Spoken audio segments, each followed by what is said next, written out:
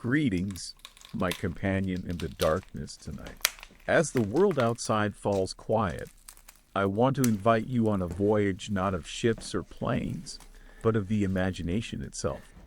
I am a storyteller, one who has spent a lifetime listening to the whispers of stone in ancient fortresses, feeling the cold of iron on suits of armor, and turning the fragile vellum pages of history. I know the stories we are often told. Tales of knights in shining armor, of princesses captive in high towers, and of grand feasts under the flickering candlelight of great halls. It is a beautiful picture, a romantic one. But have you ever wondered what that shining armor smelled like after a battle? Or what the privy in the princess's tower looked like?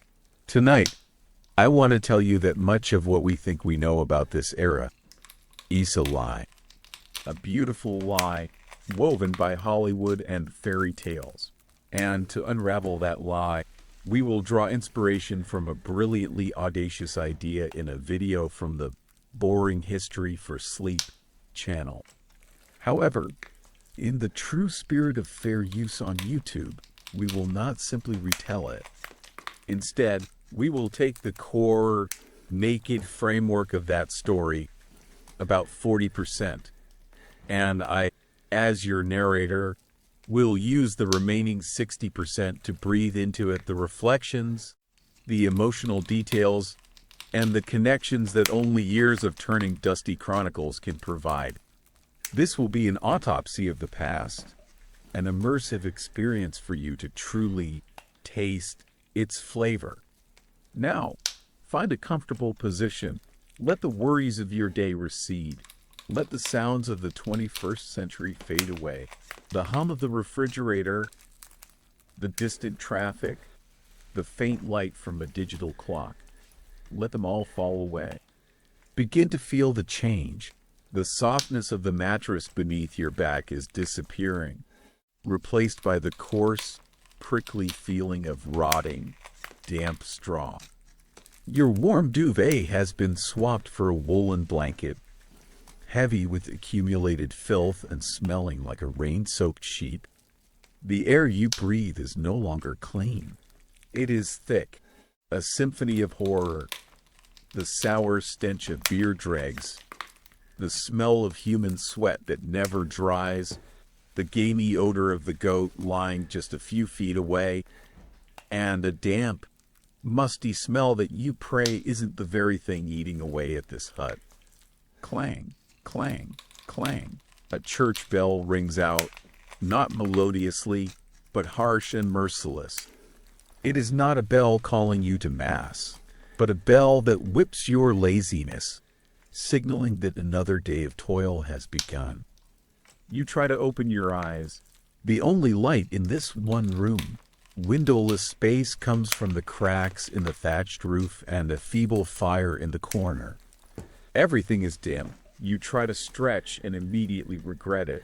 Your spine creaks like an old door, and your knees sound like a bag of pebbles being shaken vigorously.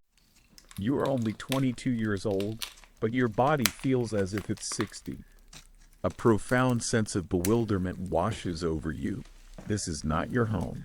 Around you, on the cold, damp, packed earth floor, is your family, your father, mother, and a few siblings, stirring awake. There is no private room, no curtain, no concept of me time. Everything is communal. Congratulations. You have just woken up in the year 1325. The good news is you're alive. The bad news is, so are the fleas. So, don't move just yet. Don't panic. Just lie still on this horrifying pile of straw. Take a deep breath of this thick, medieval air, and prepare yourself. Because your journey into hell on earth, or to put it more politely, daily life in the Middle Ages, has only just begun. And believe me, things are about to get much, much worse. Your journey into hell on earth, or to put it more politely, daily life in the Middle Ages has only just begun. Wait, don't move just yet. The instinct of a modern person is to jolt upright, to escape this place. But this body from 1325 does not obey you. It is heavy, aching, and it knows the price of sudden movements. So, lie still and conduct a more detailed inventory of what you are calling a bed. The thing you are lying on is not a mattress. It is a legacy of decomposition. A mass of used straw stuffed into a tattered sack, and it has been there since last year's harvest. It is unsettlingly damp, not from the night's dew, but from the moisture seeping up from the earth floor and from the bodies of those who have lain here before you. Its smell is a combination of rotting grass, mildew, and something sour that you dare not identify. Occasionally, a sharp stalk of straw will poke you in the back, a coarse reminder that comfort is a concept that has not yet been invented. And you are not alone on this bed. Focus on the sensation. Do you feel that? Something minuscule, stirring gently on your skin? That is not your imagination. Those are your uninvited companions. Fleas, lice, and perhaps a few silverfish. They view your warm body as a mobile buffet. They were born here, they live here, and they will die here, right upon your flesh. An itch begins to rise. A deep, persistent itch that, scratching until you bleed will not satisfy. The woolen blanket covering you, the only thing separating you from the biting cold of the morning, is in reality a stinking suit of armor. It has never been washed since it was woven, and it is now heavy and stiff with sweat, filth, and perhaps even blood from minor wounds. It carries the history of your family, the scent of last winter's fever, the milky smell of your youngest sibling, and the very scent of fear itself. Now, listen. The space is quiet but not silent. You hear your father's dry cough from the corner, your mother's rustling movements, the whimper of a sibling in their sleep, and the steady, slow sound of a goat chewing its cud. Yes, there is a goat in the room. It and a few hens are your precious roommates. The distinction between human and animal living space is a luxury of the future. Here, all share one roof, one dirt floor, and one atmosphere. This hut was not built to be a home. It was built to be a shelter. The walls are not fine wood, but branches woven together and plastered with a mixture of mud, straw, and, yes, animal dung for adhesion. It keeps the worst of the wind out, but it cannot stop the damp cold from seeping through. The thatched roof above your head is like a sieve. When it rains, water drips down, creating viscous puddles of mud right on the floor. The floor, of course, is packed earth.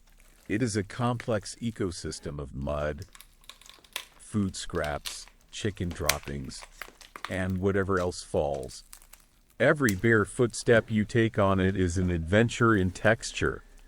This is where the perspective of a historian like myself must intervene. We often think of home as a safe haven, a private sanctuary, but that concept is utterly alien to a medieval person. This hut is not a home in the modern sense. It is a asterisk shell.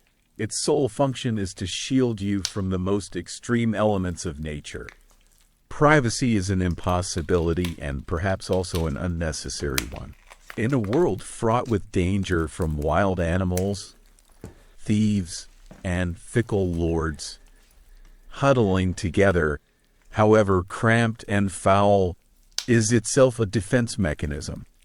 You are never truly alone, which is both a curse and a form of protection. Community bonds are forged not from choice, but from absolute necessity. The feeling of suffocation in this hut reaches a crescendo. You have a burning desire to get out, to stretch under the wide open sky, to breathe fresh air. A naive thought. You are about to learn your first bitter lesson of the day. Outside this hut is not liberation. It is merely a larger, more public, and perhaps even filthier version of this very place. But before you step out into that world, a biological need that cannot be delayed is screaming inside your body. And that is when you will truly understand that the nightmare has only just begun. The nightmare has only just begun. The first sensation after the full body ache is not hunger or thirst. It is a familiar pressure, an urgent call from the depths of your body. The modern instinct in you screams, "Find the bathroom." A truly luxurious thought. Here, there is no bathroom. There is only a solution. You stumble out of the hut, your bare feet trying to navigate the unidentified hazards of the dirt floor. The cold of the early morning hits you, making you shiver. There is no back door, no private area. The solution for your family, like most others, lies in a windswept corner behind the hut. It is not a structure. It is a bucket. This is no ordinary bucket. It is a silent witness to the misery of your entire family. It is old and wooden, the staves beginning to rot, the gaps between them weeping a suspicious fluid. It is already full from last night, after your neighbor, Uncle Wolf Stan, had a rough time with some bad turnips. As you approach, a wall of stench, almost tangible, hits you in the face. It is not just the smell of waste. It is the smell of decomposition, of potential sickness, and acrid ammonia so strong it makes your eyes water. You hold your breath, trying to do your business as quickly as possible in a precarious squat, the freezing wind lashing at parts of your body that ought to be covered. And then comes the worst part. There is no paper. The concept of something soft, clean, and disposable is a fantasy more outlandish than dragons and phoenixes. You look around. There is a handful of straw, a few leaves still damp with dew, or a clump of moss growing at the base of the wall. Those are your options. Each time is a silent humiliation, a reminder that cleanliness is a privilege of another world. The feeling of coarseness, of dampness, of asterisk not being clean, lingers, and, it will be with you for the rest of the day. Your task is not yet finished. The bucket is full, and it is your responsibility to empty it. But empty it where? The answer lies right in front of you. The street. You carry the heavy bucket, proceeding to the front of the hut.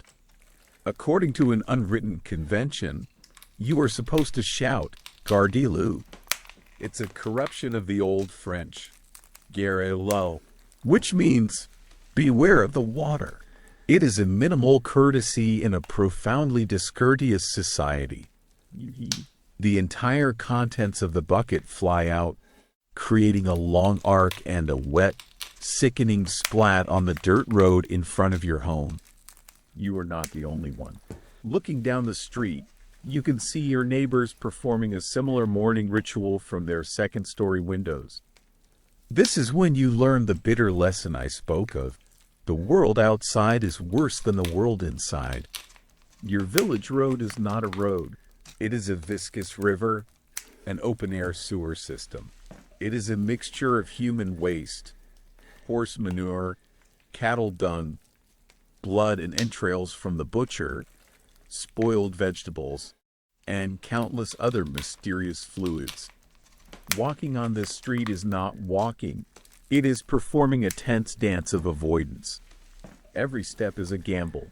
A single slip could mean falling face first into something no nightmare could conjure. Here, the historian's perspective is needed again to explain this absurdity. Why did they live like this? The answer lies in a lack of understanding. Germ theory had not been invented. Medieval people did not understand the link between the bacteria in waste and disease. They believed illness came from bad air, miasma, an imbalance of the humors in the body, or God's punishment. Waste was simply an inconvenience to be removed from immediate sight, not a biohazard to be treated. But what about castles and large towns? You might wonder. Surely they were better?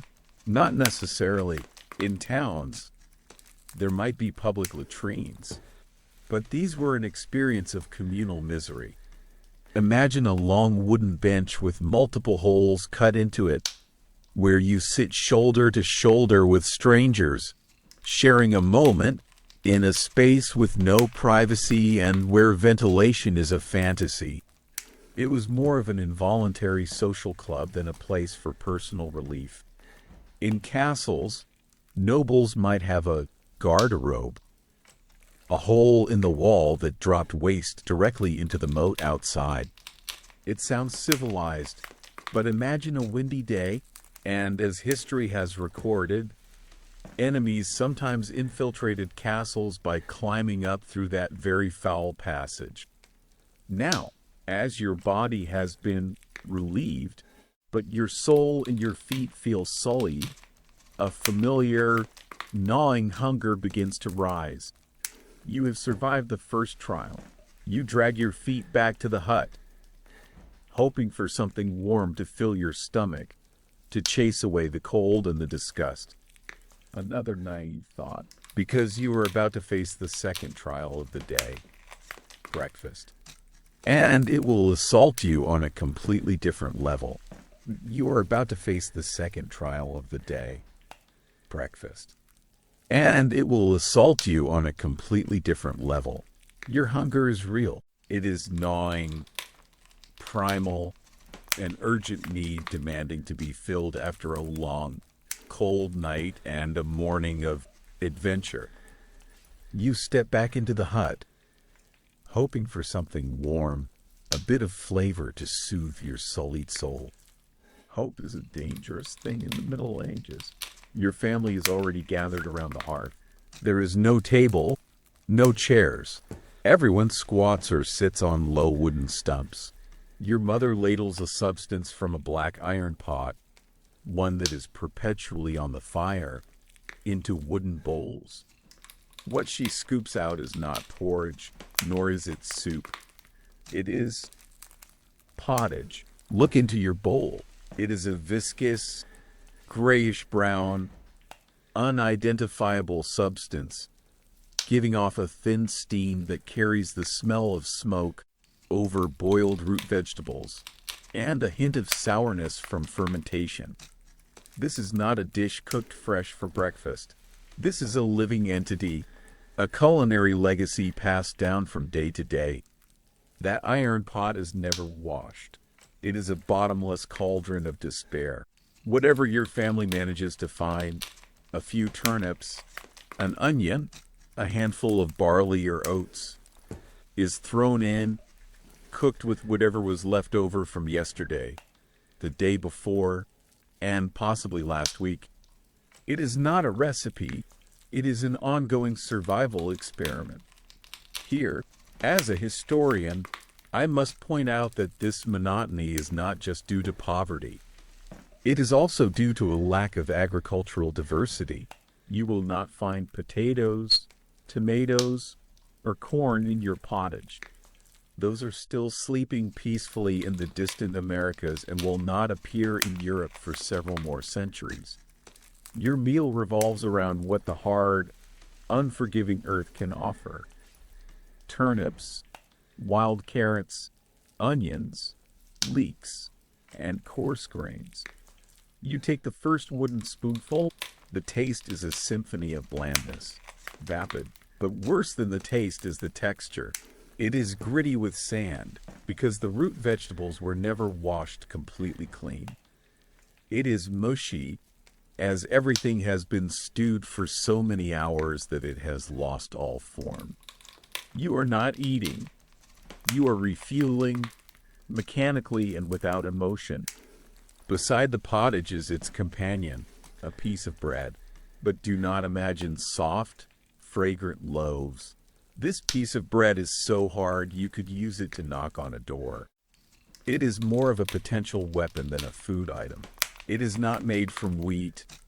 That soft, white grain is a privilege, the currency of the nobility. Your bread is made from rye or barley, cheap and coarse grains. And to make the loaf seem larger in years of bad harvest, it was common to mix in unimaginable fillers, sawdust, ground acorns, even clay. You cannot bite it directly, not if you value your teeth. You must tear off a piece, dip it into the viscous pottage, wait for it to soften slightly, and then chew.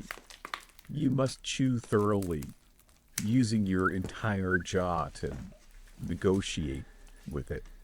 Its taste is sour, slightly bitter, and has the gritty feeling of things that are not flour. So what do you drink? Certainly not fresh milk, which would spoil in hours. Not fruit juice. You drink beer. Yes, beer for breakfast. At 6 a.m., even your youngest siblings are drinking it. But this is not the beer, you know. It is small beer with a very low alcohol content. The reason is brutally practical. The water everywhere, from rivers to village wells, is a death trap. It is filled with parasites and bacteria from the very waste we just discussed. Drinking plain water is a one-way ticket to dysentery. The brewing process, however, involves boiling the water, which kills most of the pathogens. Therefore, beer is not a recreational beverage. It is a daily medicine to keep you from dying of thirst or disease.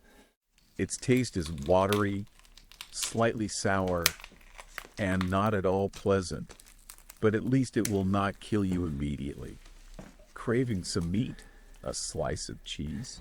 Keep dreaming. Meat is a luxury reserved for major church holidays, and only if your Lord is feeling generous and grants permission. Most peasants do not eat meat more than a few times a year. Poaching a rabbit in the Lord's forest could get you fined, imprisoned, or even executed. That forest and the animals in it do not belong to you. Spices, a pinch of black pepper is worth more than your entire month's wages. Salt is so valuable it is locked away. Your palate is accustomed to monotony. Your food tastes only of onion, of earth, and of sadness.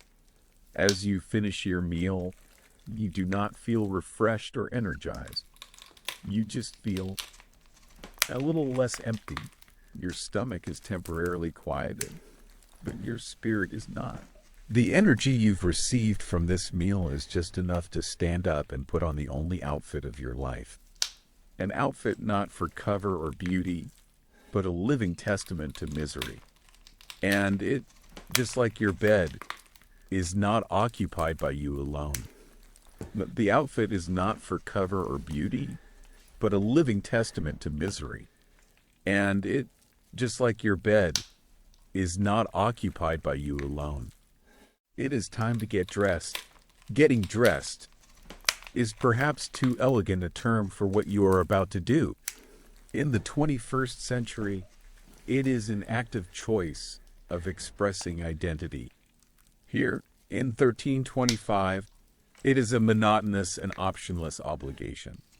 You walk to the corner of the hut and pick up your wardrobe. It is not a wardrobe, and it does not contain clothes. It contains one item. Yes, you heard that correctly. One single outfit. It is a long tunic, woven from coarse, untreated wool. Forget any image of soft merino. This is wool as rough as burlap, stiff and full of tiny, prickly fibers that constantly poke at your skin.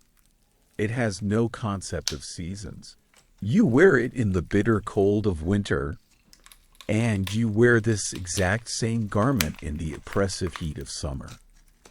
It is your second skin, one that is never replaced. As you pull the tunic over your head, a familiar yet unpleasant smell assaults your nostrils.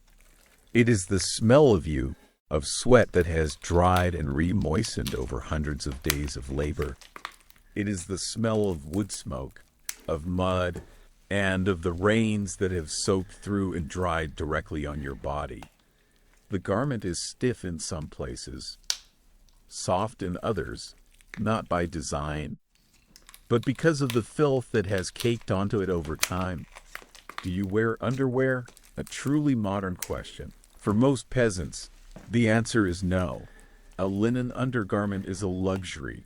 This means that the coarse wool is in direct contact with your skin all day, every day.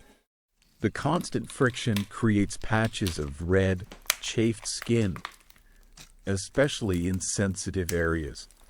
It is a simmering discomfort, a low-grade torture that you must endure from the moment you wake until you fall asleep. Why not wash it, you wonder? A logical thought, but a completely impractical one. Let us analyze this as historians. Laundry was not a matter of pushing a button. It was an arduous, day-long chore. You would have to walk to the river or well to haul water, an exhausting task in itself. Then, you would have to heat it over the fire, which consumed precious firewood, a resource you sometimes had to gather illegally from the Lord's forest. Soap, not yet invented, you would use wood ash or a homemade lye solution, which could clean stains but also rapidly corroded the fabric. After scrubbing the garment on a rock, you would have to hang it to dry. In the damp European climate, it could take several days to dry completely. During that time, what would you wear? Nothing at all. Therefore, not washing your clothes was not laziness. It was a strategic calculation. People only washed their single garment when it became truly unbearable, because every wash reduced the lifespan of the most valuable asset they owned. And because of this lack of hygiene, you have welcomed new residents. Your permanent companions, the tiny colonies thriving on your body and in your clothes. Fleas, lice, and bed bugs, they are everywhere. They nest in your tangled hair, in the seams of your tunic. The itch you feel is not an allergy. It is the sensation of dozens of minuscule creatures moving, biting, and feeding on you. This is an emotional trigger that is hard for modern minds to grasp. The itch is unending. You are trying to harvest wheat in the field, and a louse is crawling down the back of your neck. You are trying to eat your bowl of pottage, and a flea is biting your ankle. You raise a hand to scratch unconsciously, an act so common it is not considered rude. In this world, everyone itches, from the priest in the church, to the child playing in the street, to the lord in his castle, though he may have more clothes to change into. Itching is part of the human condition. The consequence of all this is your skin. It is not healthy skin. It is a battlefield. Patches of red from friction, swollen welts from insect bites, scratches from your own nails, and patches of fungus or ringworm that thrive in the damp, dirty environment. If a scratch becomes infected, it can easily turn into a painful, pus-filled boil, bringing on a high fever. But there is no dermatologist, no antibiotic ointment. You can only endure and pray. That rash will become your unwelcome companion for months on end. Finally, look down at your feet. Shoes are a luxury. Most of the time, you are barefoot. Your feet are calloused, cracked, and always covered in a layer of mud. You walk on dirt, through animal dung, and on sharp rocks. A small cut on the sole of your foot is a wide-open gateway for tetanus and countless other infections. You have now donned the garment of misery. Your skin is a map of endurance. and your feet are ready for the journey through the mire. You try to muster a smile to start the day, but a sharp, throbbing pain in your jaw immediately extinguishes that intention.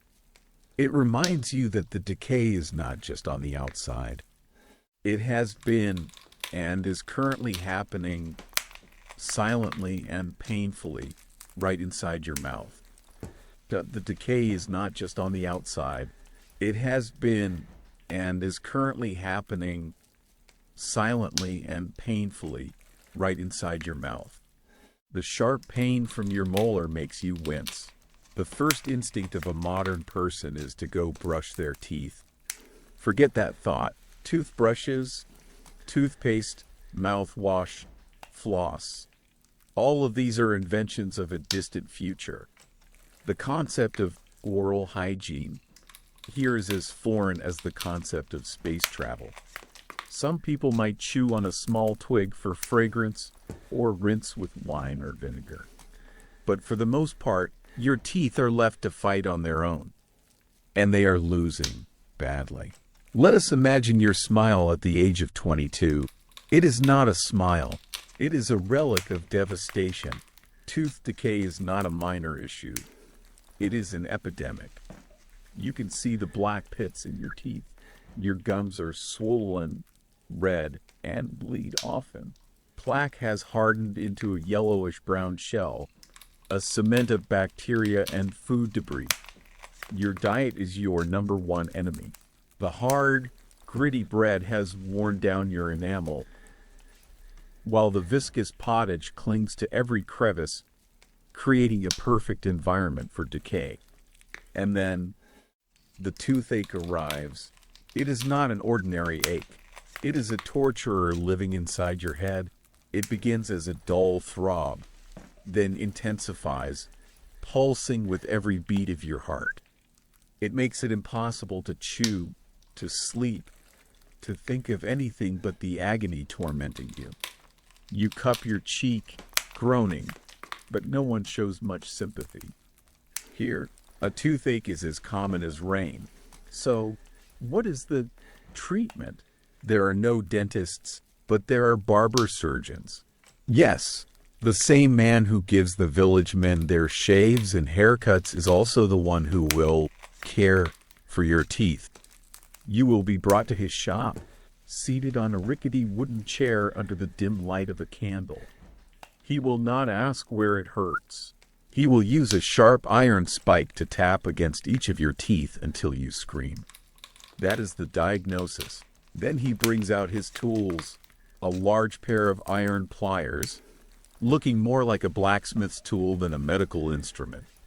There is no anesthesia. The only anesthetic is a swig of small beer or you fainting from the pain. He will clamp the pliers onto your tooth and begin to pry, twist, and pull. You will hear the terrifying crack of the root breaking, feel your jawbone protest as if it might shatter. Often, he will not get the entire root, leaving a fragment behind in the gum, a seed for a future infection. Blood pours, and he might take a red-hot piece of iron and press it against the wound to stop the bleeding, leaving you with another wave of agony and the smell of burnt flesh in your mouth. Here, the historian's perspective is crucial. This brutality did not stem from cruelty, but from a profound ignorance of the human body. Medieval medicine was dominated by the humoral theory of Hippocrates and Galen, a theory that had persisted for 1,000 years. They believed the body was composed of 4 liquids: humors, blood, phlegm, yellow bile, and black bile. All illnesses, from a common cold to the plague, were thought to be caused by an imbalance of these 4 humors. For example, if you have a fever, that is a sign of too much blood, a humor considered hot and moist. Their logical solution? Remove the excess blood. And so the practice of bloodletting was born. The barber surgeon would use a blade to lance one of your veins, letting blood flow into a bowl until you felt dizzy and weak. Or they would use a more natural method, leeches. The hungry leeches would be placed on your skin, where they would suck your blood until they were full and fell off. They believed this would help your body cool down and restore balance. In reality, it only made a sick person weaker and more susceptible to further infection. If you had a cold or a cough, that was due to too much phlegm, a cold and moist humor. The treatment might be to have you eat things that were hot and dry, like pepper and garlic, if you were wealthy enough, or to give you laxatives to purge the excess from your body. Surgery was the final nightmare. There was no concept of sterilization. Surgical tools were wiped casually and used from one patient to the next. Doctors did not wash their hands. They believed that pus in a wound was a good sign, a part of the healing process, not knowing that it was the very sign of infection. Amputating a gangrenous limb was done with a saw, and the wound was then cauterized with a red-hot iron. The screams of the patients must have echoed through monasteries and castles alike. Ultimately, all healing was in God's hands. The priest with his prayers was as important as the doctor with his leeches. If you recovered, it was by the grace of God. If you died, it was God's will. The doctor was never wrong. The toothache still torments you, but it cannot compare to the hunger that will come if you do not work. There is no concept of sick leave. One day you cannot contribute to the family could mean the entire family has less to eat. The survival of the collective always trumps the suffering of the individual. So, you clench your teeth, the ones that are left, swallow the pain, and drag yourself out the door, because work is waiting, and it, unlike God or the Lord, has no mercy at all. Work is waiting, and it, unlike God or the Lord, has no mercy at all. You drag your feet out of the village, your bare soles now calloused to the mud. The morning air should be fresh, but to you, it only carries the biting cold and the promise of a long, grueling day. Your office is a field that stretches to the horizon, a prison without walls, where the sun is the warden and the seasons are the cruel deputy wardens. There is no concept of working hours. You begin when the first light glimmers in the east and stop only when it is too dark to see your own hands. In the summer, that could mean a 16-hour workday.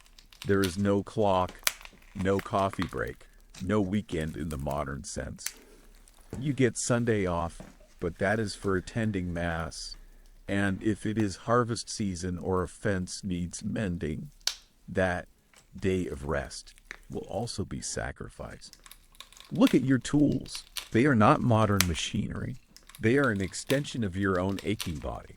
A heavy wooden hoe with a dull iron blade, a rusty sickle, a crude wooden plow that you must force into the earth with the entire weight of your body. Holding them, you feel the rough splintered wood, the calluses in your palms that have broken and reformed 100 times. Every single motion requires an extraordinary muscular effort, and the work is an endless loop, a merciless cycle of the seasons. In the spring, it is time for plowing. You walk behind the ox, if you are lucky enough for your family to own one. Or worse, you and your other family members must pull the plow yourselves. The earth is cold, damp, and sticky.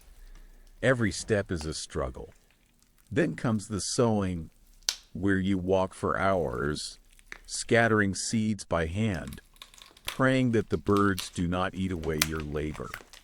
Come summer, when the sun bakes down overhead, it is time for weeding. You are bent over for hours, pulling each weed by hand so it does not steal nutrients from the crops. Your back aches as if it might break.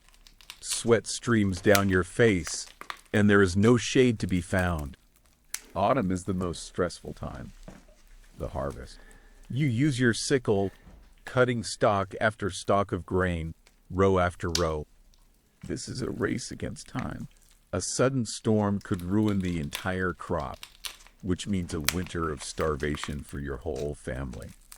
The fear of a failed harvest is ever present, more terrifying than any physical exhaustion. This is where the historian's perspective is needed to clarify the nature of this work. You are not working for yourself. You are a serf bound to this land. You do not own it, and you cannot leave without the Lord's permission. Legally, you are little more than his property. The manorial system works like this. The fields are divided into two parts. A large, fertile section is the Lord's domain. For several days a week, you must work on this land without pay. This is your rent, paid in labor. The remaining, smaller, less fertile strips of land are allocated to your family and the other serf families. Only after you have fulfilled your obligation to the Lord are you permitted to tend to your own plot to grow the food that will sustain your family. But the burden does not end there. Besides the Lord, you have another creditor, the church. You must pay the tithe, which is 1/10 of everything you produce. From wheat and vegetables to the eggs your chickens lay, to the local priest. So after you have paid the Lord with your labor and the church with your produce, what is left for you is meager. This is a system designed for efficient exploitation, ensuring that the peasant class can never accumulate enough to escape their station. There is no promotion, no career ladder.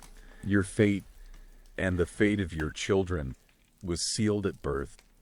This feeling of being trapped with no way out is an emotional trigger more painful than any physical fatigue.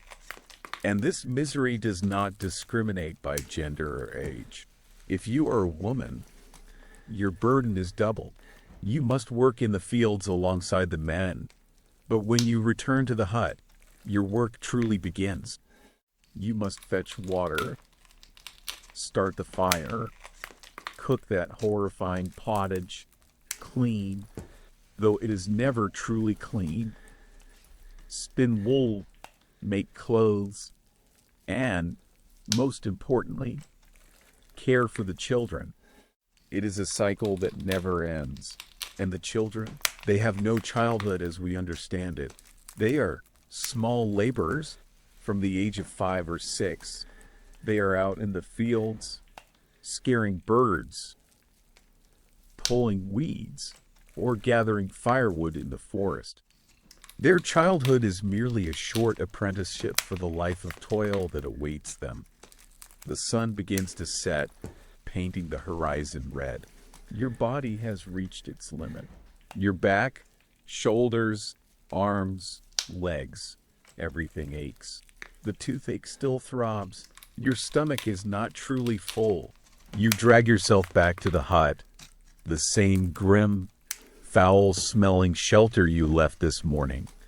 You look at your wife, who has also just returned from the fields, but her work is not yet done.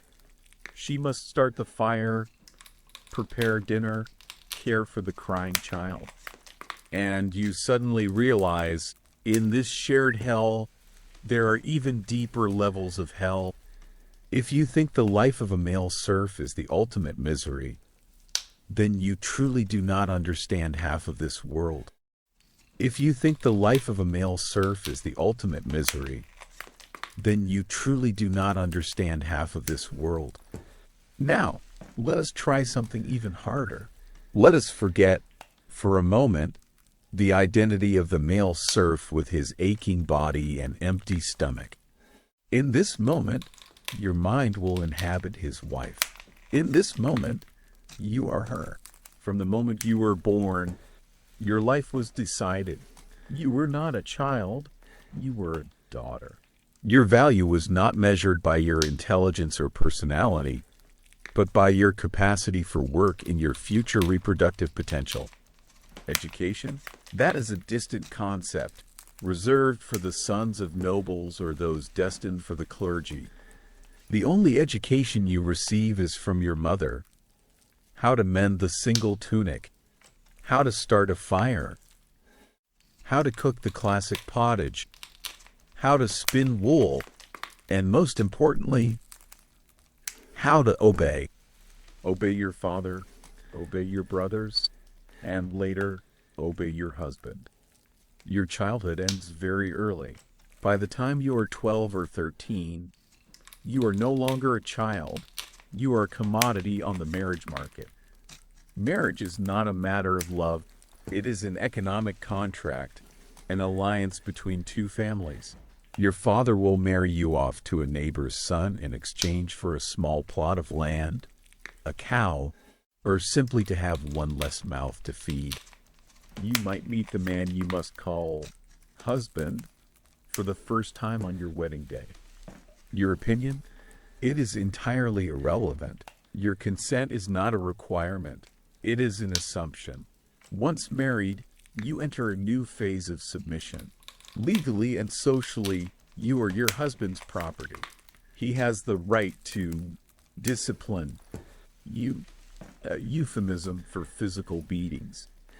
A wife who argues or complains too much can be labeled a nag and subjected to public humiliation, like being forced to wear a scold's bridle, an iron frame locked around the head with a metal bar pressed into the mouth. A woman who is too intelligent, too independent, or too outspoken is seen as dangerous, as acting against the natural order ordained by God. And your burden of labor is unimaginable. You wake up with your husband, go out to the fields and perform the same hard work. But when the sun sets, while he might be able to rest by the fire, your second shift has just begun. You must fetch water, prepare dinner, care for the children, clean the hut, and mend clothes. Your sleep is constantly interrupted by a crying child or the snores of your beer-drunk husband. You are the last to go to bed and the first to wake up. You do not have a single moment to yourself. But all of that is still not your greatest fear. The ultimate terror, the emotional trigger point for every medieval woman, is childbirth. This is not a medical event. This is a gamble with death. When you go into labor, you will give birth on the filthy dirt floor of the hut, or on that same flea-infested straw mattress. There is no sterile room, no doctor, no pain relief. The person assisting you is a village midwife, a woman with experience but no scientific knowledge. She will use her unwashed hands to help deliver the baby. Hot water is boiled, but no one understands bacteria. If everything goes smoothly, you are incredibly lucky, but the slightest complication is a death sentence. A breech birth, a postpartum hemorrhage, a fever from infection, any of these can claim your life, your child's life, or both. The maternal and infant mortality rates are staggeringly high, a figure the modern mind cannot comprehend. Every pregnancy is a direct look into the face of death. You might survive 10 births, or you might die in your first. And if you are lucky enough to survive, your work only increases. You now have another mouth to feed, another tiny body to care for, while your own body has not yet recovered. There is no maternity leave. There is only more burden. If your husband dies, you become a widow. In theory, you might gain some legal autonomy over property, but in reality, you become incredibly vulnerable. You are prey for greedy relatives or the Lord himself, who might want to reclaim your land. The only way to survive is to remarry quickly. beginning a new cycle of submission. And if you do not marry, you become a spinster, an anomaly in society. You are viewed with suspicion, seen as a burden on your family.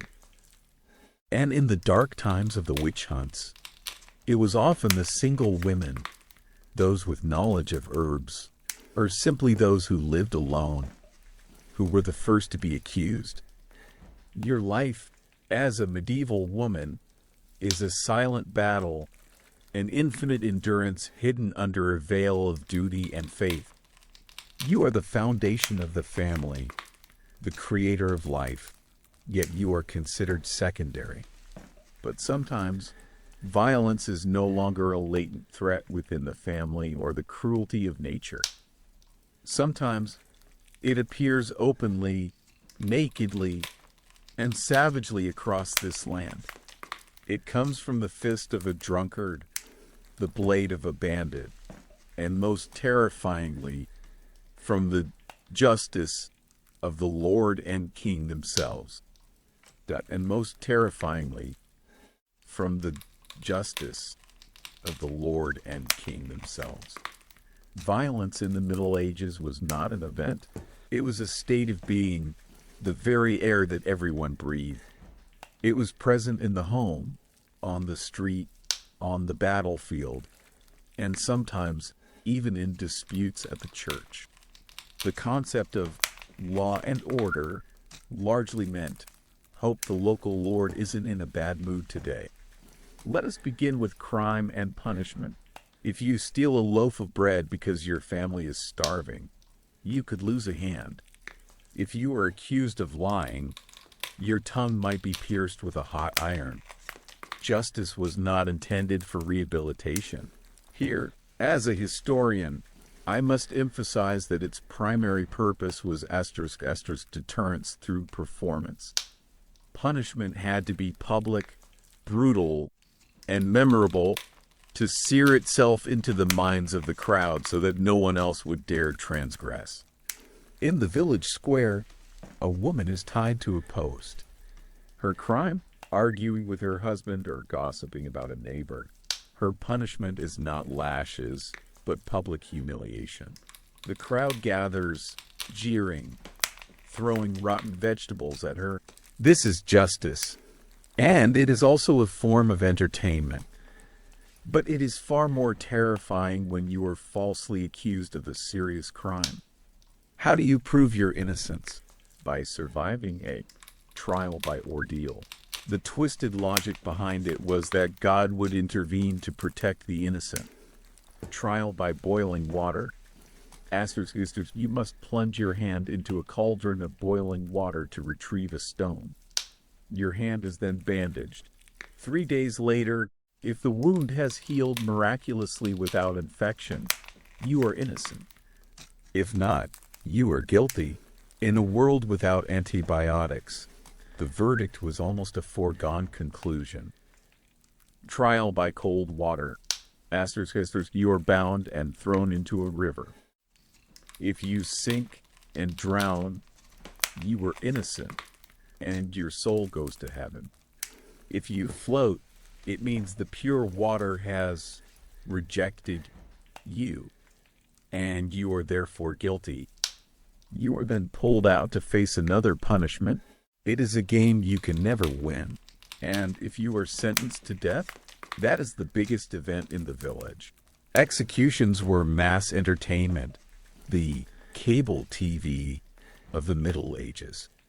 The crowd would gather, sometimes with snacks, to watch a person be hanged, beheaded, or burned at the stake. Their cheers would mingle with the victim's screams, creating a symphony of savagery. Violence did not only come from the law, it came from life itself. Drunken brawls, feuds between families, bandits on the road. You could be beaten simply for looking at a nobleman's horse the wrong way. Your life was incredibly fragile. And that brings us to the final and most loyal companion of every medieval person, death. If you lived past the age of 40, you were practically a celebrity. You would be called the Old One, less a nickname and more a recognition of a statistical miracle. The average life expectancy hovered around 30 to 40 years, a number heavily dragged down by infant mortality. Nearly half of all children did not live to see their 5th birthday. A fever, a bout of diarrhea, a single harsh winter, all could be a death sentence. Naming a child was an act of blind faith, as parents knew they might be burying that same child just a few months later. If you survived childhood, you entered adulthood already exhausted, and death was always lurking. For women, it was the gauntlet of childbirth. For men, it was farming accidents, an infected wound, or a senseless war fought for their lord. Death could also come quietly, from the plague, which could turn a bustling city into a cemetery overnight. From famine, when a failed harvest could wipe out an entire village. Or from simple bad luck, like eating spoiled rye bread and spending your final hours hallucinating and convulsing. And the funeral? You were lucky to get one. Bodies were often buried quickly in shallow graves to prevent the spread of disease. No embalming, no polished coffins. Just a hole, a few mumbled prayers, and a mound of earth. Now, your day is over. You have survived. You drag your feet back to the hut. The same foul-smelling place that greeted you this morning. But now, it feels different. It is no longer just a prison of filth. It is a shelter, a temporary fortress that protects you from the world of public, brutal violence outside. You lie down on the straw mattress, feeling every ache in your body. You close your eyes, your body broken, your mind exhausted. You survived. That is all. That is today's only victory. But as you drift into sleep, a final question creeps into your mind. What is the meaning of all this? Why endure all of this? And in the silence of the medieval night, the answer begins to appear, not from kings or battles, but from the incredible resilience of human beings themselves.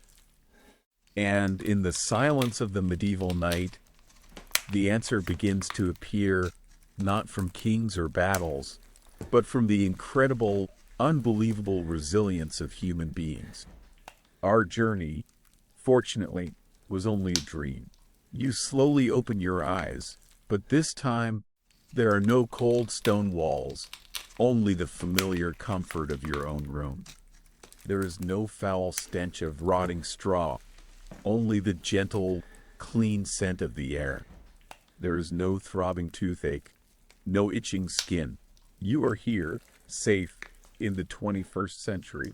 As we awaken in this safety, the real question is not, how did they live? But what can we learn from them? This is where, based on the bare facts from the original video, I want to use my perspective to draw out some profound lessons with you.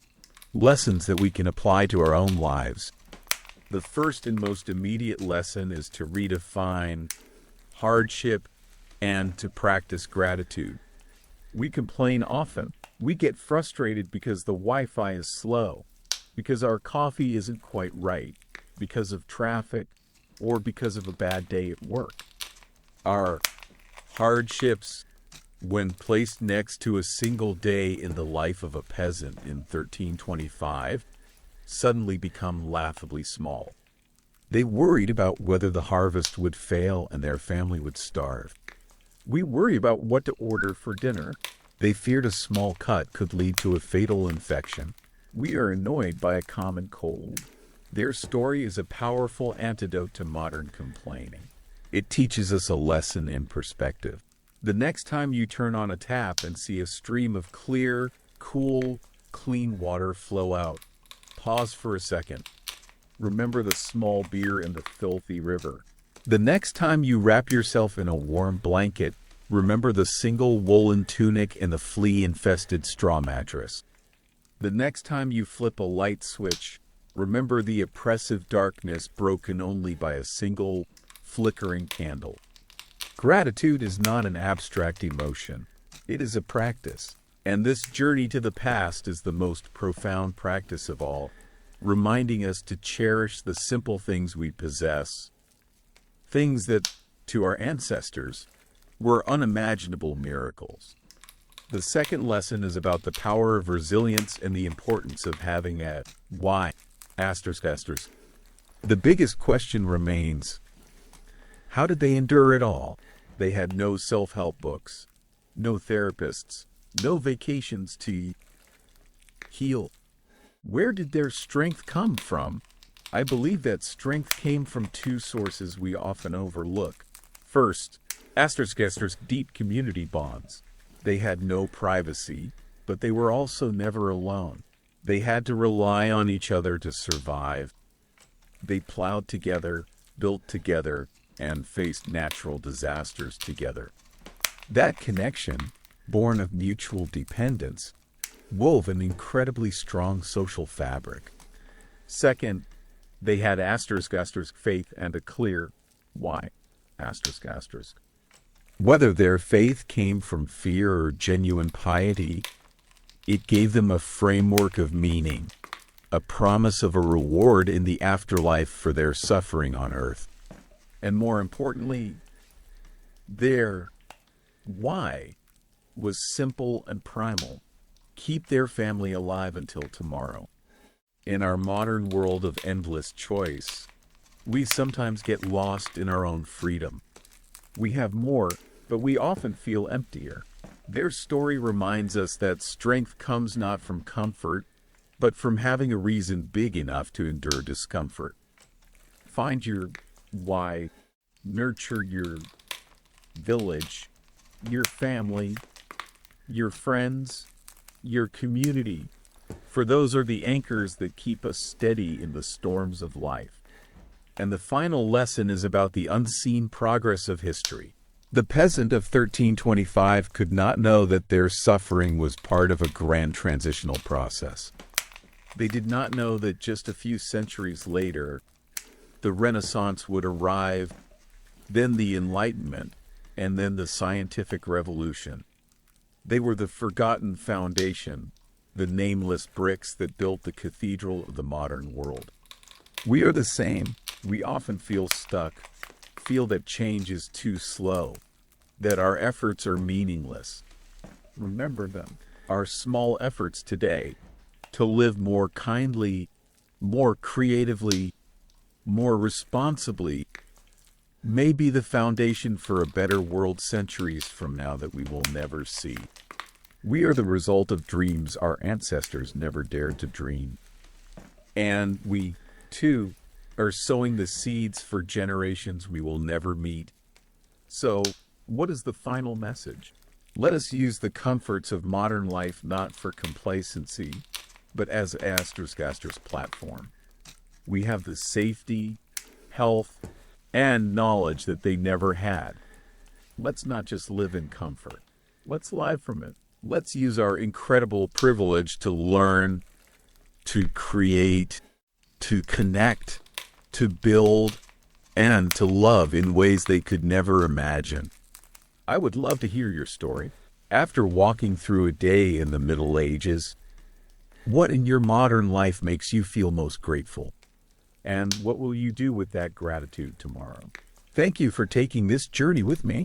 Sleep well, and may you awaken tomorrow seeing this world a little differently, more clearly, more profoundly, and more gratefully.